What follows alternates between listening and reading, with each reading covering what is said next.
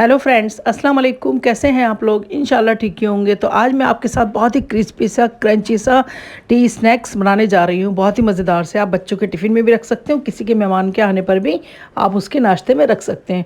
बहुत ही मज़ेदार से क्रिस्पी रहेंगे काफ़ी टाइम तक। बहुत ही आसान सी रेसिपी है, कम चीज़ों से। तो चले बनाना स्टार्ट करते हैं अपने स्टाइल में। तो यहाँ सूजी का क्रिस्पी नाश्ता बनाने के लिए हम ले लेंगे यहाँ 2 कटोरी पानी।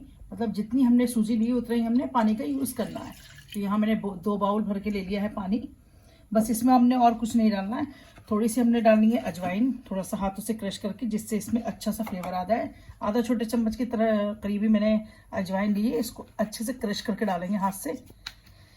और 1 छोटा चम्मच हम डाल देंगे इसमें ऑयल। कोई भी कुकिंग ऑयल ले सकते हैं, बहुत ज़्यादा ऑयल की जरूरत नहीं, बस 1 छोटा चम्मच ही हमने इसमें ऑयल डालना है।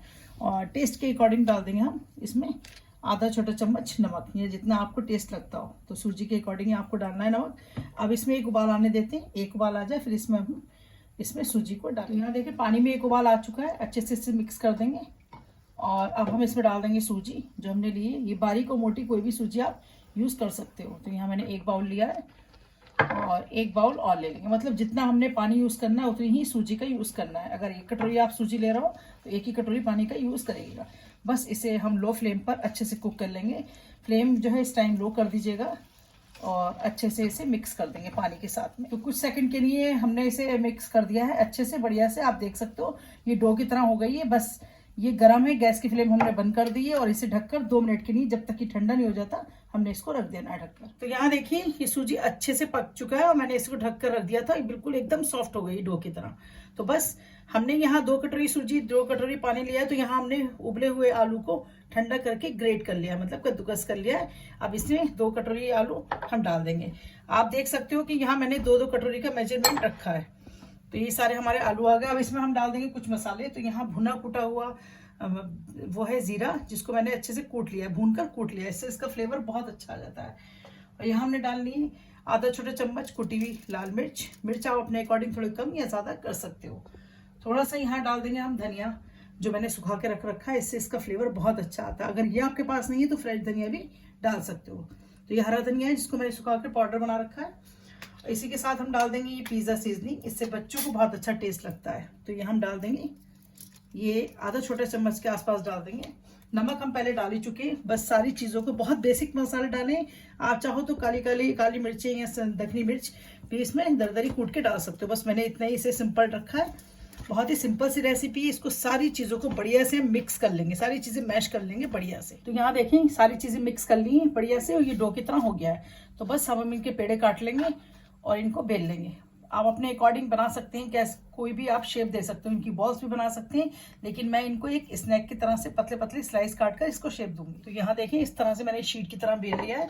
और इसके जो एक्स्ट्रा कॉर्नर हैं टेढ़े मेढ़े, उनको हम निकाल देंगे, उनको एक सार कर लेंगे। तो बस साइड के कॉर्नर को हमने निकाल देना है। ये फिर से हमने एक पेड़ा बनाकर इसका डो तैयार कर लेना है। बस अब आप इसको कोई भी शेप दे सकते हो। तो मैं यहाँ इसे इस टाइम पूरी की शेप भी दे सकते हो आप। तो मैं इसके पतले पतले स्लाइस काट रही हूँ, जिससे ही खाने में भी अच्छे लगें और बच्चों के लंच बॉक्स में आप इजीली रख सकते हो। तो यहाँ देखें इस तरह की इजीली उठ जाती हैं और बहुत ही आराम से ये बिल जाती हैं। बस हमने इनको इतना ही थिक रखना है, बहुत ज़्यादा पतला ना बेलें। जितनी रोटी बेलती है उतना ही थिक हमने इसको रखना है। बस अब इसको गरम गरम ऑयल में हमने इसको तल लेना। तो यहाँ देखिए ऑयल हमें अच्छा गरम चाहिए, बहुत ठंडे तेल में हमने इसको नहीं डालना है, नहीं तो ये नाश्ता क्रिस्पी नहीं होगा और ऑयली बहुत ज़्यादा हो जाएगा। तो गरम गरम ऑयल में हमने इनको स्नैक्स को अच्छे से फ्राई करना है। अभी हमने इनको कोई नहीं पलटना, थोड़ा सा दूर दूर करके डालें जिससे ये आपस में चिपके नहीं।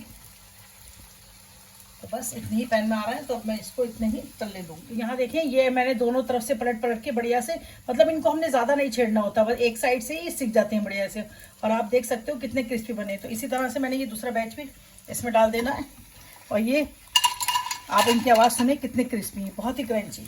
तो बस दूसरे बैच को भी इसी तरह से हमने बढ़िया से सेक लिया। यहाँ देखिए हमारे मज़े से क्रिस्पी स्नैक्स तैयार हो चुके हैं। मैं आपको तोड़कर दिखाती हूँ। ये एकदम क्रिस्पी बने हैं, ये देखिए बिल्कुल क्रंची, बिल्कुल क्रंची है। और यहाँ मैंने ये गोल इस तरह से पूड़ी की शेप में बनाए थे, मटरी की शेप में। ये भी आप देखें बिल्कुल क्रंची, अंदर से बिल्कुल भी कच्चे नहीं है। तो एक बार ट्राई करना तो बनता है। अगर आपको ये रेसिपी अच्छी लगी और आपके किसी काम की, बच्चों के लंच बॉक्स में रखें या किसी की भी मेहमान के आने पर, टी टाइम स्नैक्स हैं, बहुत ही अच्छे लगेंगे, हल्के फुल्के हैं, बिना मसाले के, बहुत ही कम चीज़ों से बने हुए हैं। तो एक बार ज़रूर ट्राई करिएगा। अगर मेरे चैनल पे आप पहली बार आए हो, आज ही आए हो, तो चैनल को सब्सक्राइब करना बिल्कुल मत भूलिएगा। बराबर में जो बेल आइकन है उसे ज़रूर प्रेस करिएगा, उससे मेरी रेसिपी की नोटिफिकेशन सबसे पहले आपके पास पहुंचेगी। चैनल को लाइक और शेयर ज़्यादा से ज़्यादा करिएगा। खुश रहें, आप किसी भी सॉस या केचप के साथ में खा सकते हैं। आबाद रहें, अपना ख्याल रखें। मिलती रहूंगी इसी तरह से चटाखेदार रेसिपी के साथ इंशाल्लाह। अल्लाह हाफिज़।